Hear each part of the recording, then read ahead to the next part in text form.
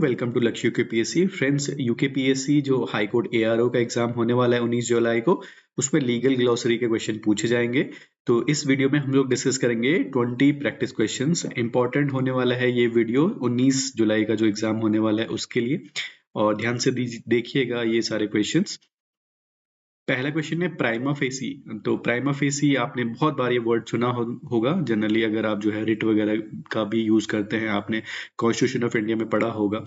ठीक है, तो आर्टिकल 32 के अंतर्गत जो है जो रिट जारी की जाती है, तो उसके लिए उसमें भी प्राइमा फेसी आता है। तो प्राइमा फेसी के लिए ऑप्शंस हैं यहाँ पे, अंतिम निर्णय या फिर प्रथम दृष्टि सत्य प्रतीत होना, अधिकार से बाहर, या फिर न्यायालय का आदेश।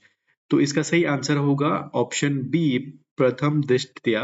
यानी कि कोई भी घटना है प्रथम दृष्टि में वो सत्य प्रतीत हो रहा है तो उसको प्राइमा फेसी लीगल टर्म्स में बोलते हैं। दूसरा क्वेश्चन है एक्स ऑफिशियो का क्या आंसर है।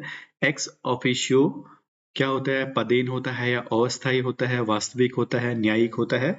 तो एक्स ऑफिशियो मीन्स जो पदेन, जैसे हमारे जो है, अगर हम भारत के जो है संविधान की बात करें तो उसमें जो है जो उपराष्ट्रपति होते हैं तो वो पदेन सदस्य होते हैं किसके, यानी राज्यसभा के जो है स्पीकर जो होते हैं वो पदेन होते हैं। ठीक है, तो ये एक्स ऑफिशियो उनको बोला जाता है, एक्स ऑफिशियो, राइट।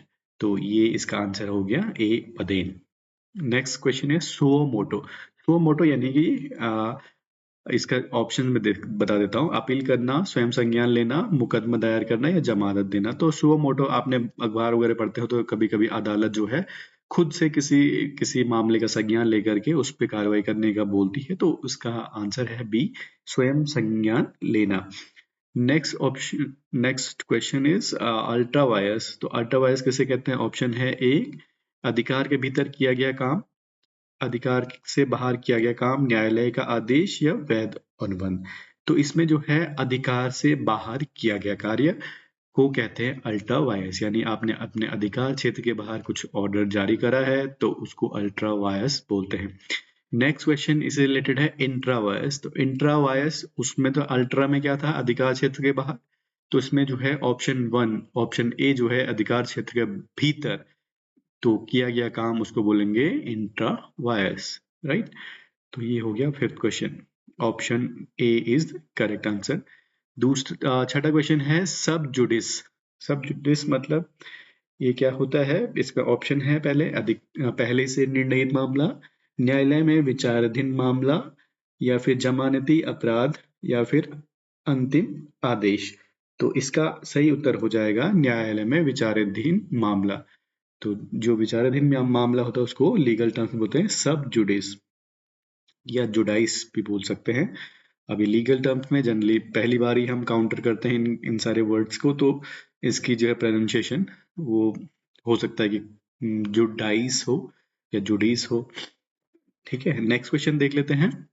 रेस जुडी काटा। जुडी काटा का क्या मतलब हो गया?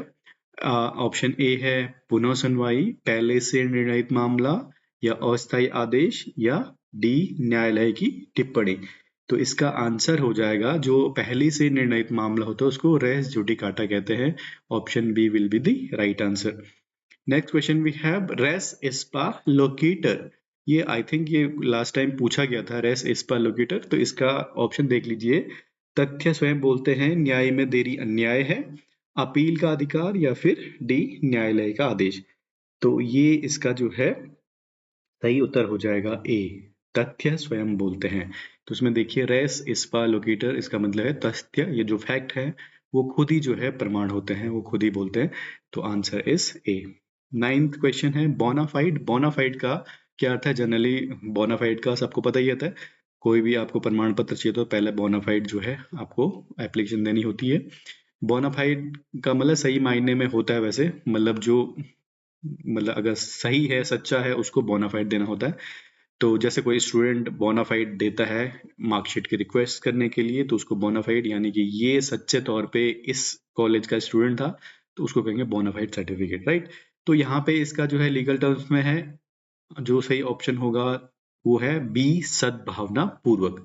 बोनाफाइड मतलब होता है सद्भावना पूर्वक, यानी कि ये सही सही कार्य के लिए ये सर्टिफिकेट लिया जा रहा है। He is the trustworthy people, और ये सच्चा व्यक्ति है, बोनाफाइड स्टूडेंट है, बोनाफाइड पर्सन है, तो ये बी ऑप्शन यहाँ पे सही होगा, सद्भावना पूर्वक। नेक्स्ट वी हैव, उससे मिलता जुलता मेला फाइड। तो मेला जहां पे भी जो है मैल MAL शब्द आता है ना, वो गलत इरादे के लिए आता है, जैसे मैलवेयर होता है, मैलिशियस होता है, ठीक है, वैसे ही मेलाफाइड हो गया। तो मेलाफाइड जो है वो बी ऑप्शन इसका दुर्भावनापूर्ण के लिए यूज किया जाता है लीगल में, मेलाफाइड। नेक्स्ट वी है 11th क्वेश्चन, डी फैक्टो। ये बहुत बार जो है बहुत पूछा जाता है, डी फैक्टो रूलर, ठीक है। तो डी फैक्टो जो है 11 का जो है ऑप्शन आपके पास है कानून के अनुसार, दूसरा वास्तविक रूप से, पदेन या विचाराधीन। तो इसका सही आंसर होगा वास्तविक रूप से, राइट। जैसे भारत को जो है, भारत का शासन व्यवस्था में अभी जो हम लोकतांत्रिक प्रणाली की बात करते हैं, तो डी फैक्टो रूरल यानी वास्तविक रूप से प्रधानमंत्री चलाते हैं, और संविधान के हिसाब से जो है राष्ट्रपति जो है सबसे बड़े अधिकारी होते हैं। तो डी फैक्टो कौन है? प्रधानमंत्री। तो बी एग्जैक्टली वास्तविक रूप से, मतलब डी फैक्टो जो सबसे बड़ा पद है भारत की शासन व्यवस्था में, वो है प्रधानमंत्री के पास। तो B will be the right answer, वास्तविक रूप से, डिफैक्टो मतलब। Next question, de jure. De jure के क्या अर्थ है? इसका ऑप्शन है वास्तविक रूप से, कानून के अनुसार, या फिर विशेष उद्देश्य के लिए, या अस्थायी। तो आपको बताना है। तो डी जूरे का मतलब होता है कानून के अनुसार, यानी कि कानून के दायरे में रह करके कानून के अनुसार जो मामला होता है, जो राइट्स होते हैं, उनको कहते हैं D jure, right. Next question पे बढ़ते हैं। 13 क्वेश्चन, स्टेटस क्वो। स्टेटस क्वो का अर्थ क्या है? ऑप्शन ए यथास्थिति बनाए रखना, ऑप्शन बी मुकदमा समाप्त करना, ऑप्शन सी न्यायालय बदलना, या जमानत देना। तो इसका सही आंसर होगा यथास्थिति बनाए रखना। स्टेटस को क्यों करना मतलब उसमें जिस स्थिति में है उस स्थिति में बनाए रखना, उसको कहते हैं स्टेटस क्यू। और क्यू वारंटो जो रिट होती है उसको तो आपका पता ही होगा। नेक्स्ट 14 क्वेश्चन जो है, लोकस स्टैंडी। लोकस स्टैंडी किससे संबंधित है? ए वाद दायर करने का अधिकार, बी गिरफ्तारी, सी साक्ष्य, या डी दंड। तो इसमें ऑप्शन भी आपके पास अवेलेबल है। तो कभी कभी ये होता है ना, ये मैंने इसलिए लिया, कभी कभी जो ऑप्शन में आपको लंबा अगर आपको नहीं आ रहा है तो बड़ा बड़ा सा जो ऑप्शन दिखाई दे रहा है ना, तो वो उस पर कर लेना चाहिए अगर आप लक को यूज कर रहे हैं, क्योंकि जनरली वो होता है, अदरवाइज और छोटे छोटे हैं और एक ऑप्शन बड़ा सा लिखने का क्या उद्देश्य है वो समझ में नहीं आता है। तो ऑप्शन वही होता है राइट आंसर। तो यहाँ पे भी ए वाद दायर करने का अधिकार जो है ऑप्शन ए वो सही है। 14 लोकस स्टैंडी मीन्स वाद दायर करने का अधिकार।